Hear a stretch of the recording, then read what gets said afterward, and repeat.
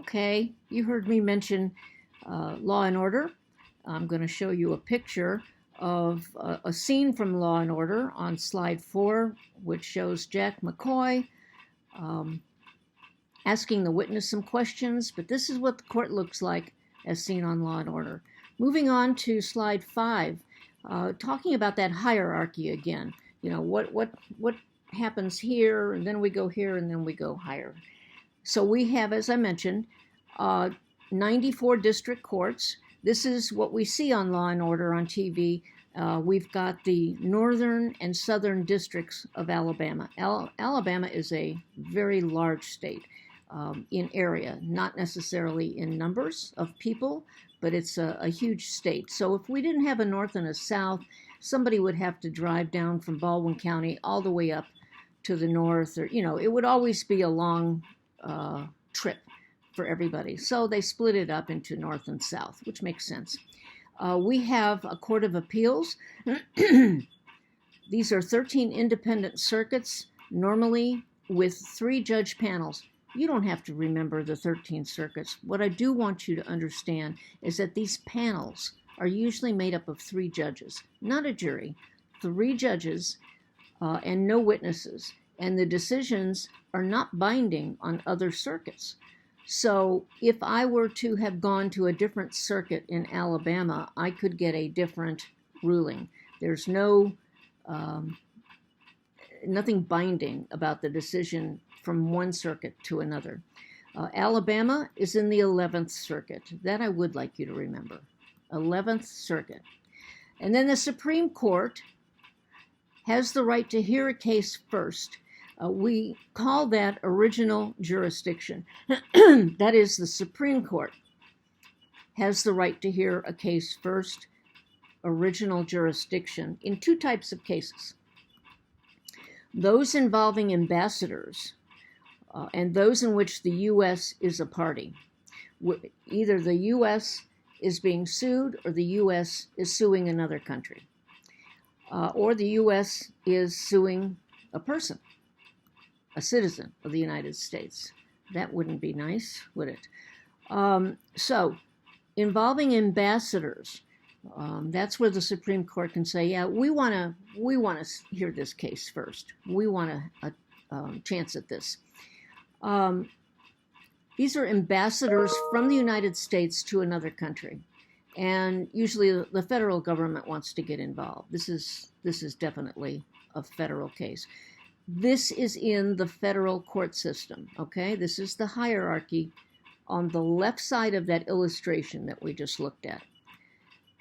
Now, to talk about what's binding, we're going to talk about precedents, binding and non-binding, binding and persuasive. Those are the 2 kinds of precedents, binding and persuasive.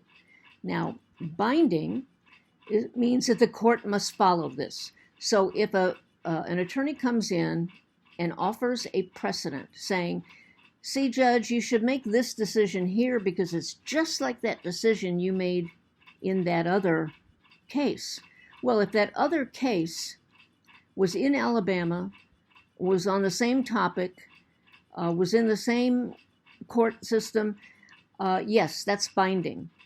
But if I am talking about, I say, you know, this case in Nebraska, it's just like this. Okay, well, that's not binding on the judge. Judge doesn't have to look at that case from Nebraska and say, yeah, we definitely have to follow that case. No, that's called a persuasive case. It is persuasive to the judge's way of thinking, but he's not bound by that decision. So persuasive may be used for guidance, but can be rejected. And this is a decision made in another state, for example, another jurisdiction, another level of court, that sort of thing. Those are precedents. Now to slide 7 here. This question, when do courts modify a precedent? How does this relate to the differences between print law and digital law? a court modifies a precedent once it uses that precedent and then makes a change in their decision. They have modified it in some way. That doesn't mean that everyone after your case has to be bound by your decision, but then again, the binding ability of a case has to do with where it was heard and at what level it was heard. Now, how does this relate to the differences between print law and digital law? Quite simply, digital law is based on print law, where we go to this is getting less and less because the internet has been with us for now about 30 years. But if you went back about 20, 25 years, there weren't a lot of decisions made on the basis of the internet. And so, an attorney would look back and say, oh, well, this case about this magazine is very much like your case, only your magazine is online. So we're going to have to modify it. We're going to have to make it a little bit different. But everything in internet law has been based on something that was once decided for print law. Slide 8. Here's some general information about the state court system. Remember, federal and state, federal and state. The state court system is independent of federal courts and independent of other state courts. So Alabama's courts are independent of other courts in Alabama and independent of federal courts. There must be a connection between the litigants and the state to have personal jurisdiction. Remember, I was talking about the area that you're from. I cannot join a case if this case has to do with Alabama state law, and I don't live in Alabama. I live in Florida. Well, I can't join this case because I don't have any personal jurisdiction.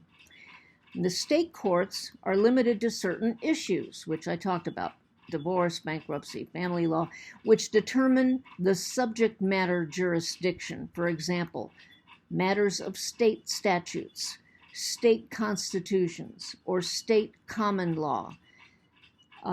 Most litigation, about 95% of it, takes place here in the state court system. When we get into big criminal cases, we're going to go to the federal system for that. But you'd be surprised at how few cases actually make it to court. Very few. About 10% of criminal cases make it through court. Actually, before somebody, let's say, negotiates with attorneys and comes to a settlement. If you come to a settlement, you don't go on and have a trial. Now on slide 9, we're at the, still in the state court system. Wait a minute. Okay, well, this is pretty much a repeat of the last one. It's independent. Just a minute, let me see here. Independent must be connection between litigants and the state for personal jurisdiction, and then we have to consider the subject matter jurisdiction again. So here we are. We're going to talk about types of laws, not systems, types of laws. We have two major types of laws, civil and criminal. And this is where students get a little fuzzy. They confuse this with federal and state. Do not confuse this. Federal and state are the systems.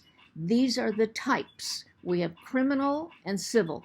Civil law is a body of law used to resolve disputes between private parties or organizations, and we call them plaintiffs versus defendants. And criminal law, these cases are prosecuted by the government, the state of New York versus Andrew Jones, the state versus the defendants. Try to remember that. We're going to stop right here, and I'll do the last 4 slides in the next video.